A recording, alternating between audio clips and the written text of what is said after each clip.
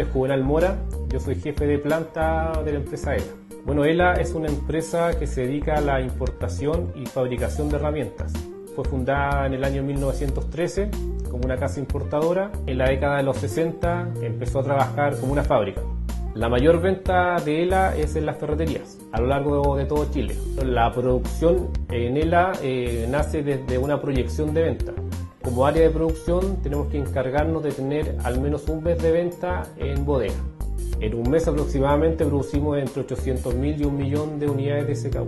En las líneas que más aportan a la cantidad mencionada son las brochas, los rodillos y los cepillos. La materia prima principal de la línea de brochas es la cerda, la cual tiene una procedencia que viene desde China, y también hay otro tipo de cerda que es una cerda mixta, que es sintética para la línea máster.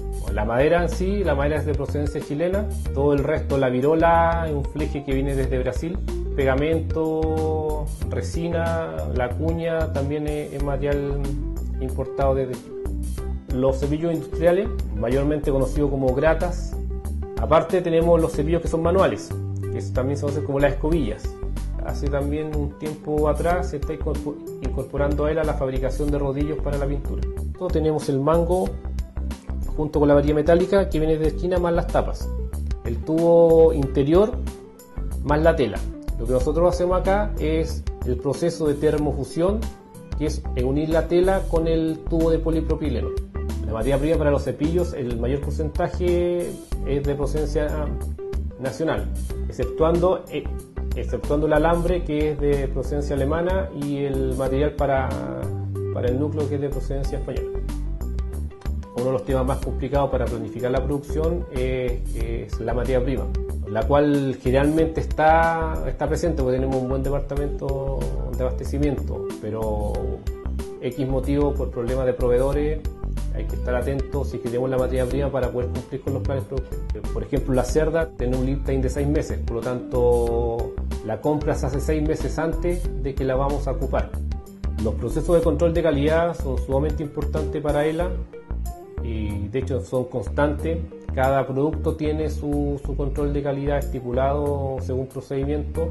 También hacemos pruebas destructivas de algunos productos y una constante revisión visual del producto.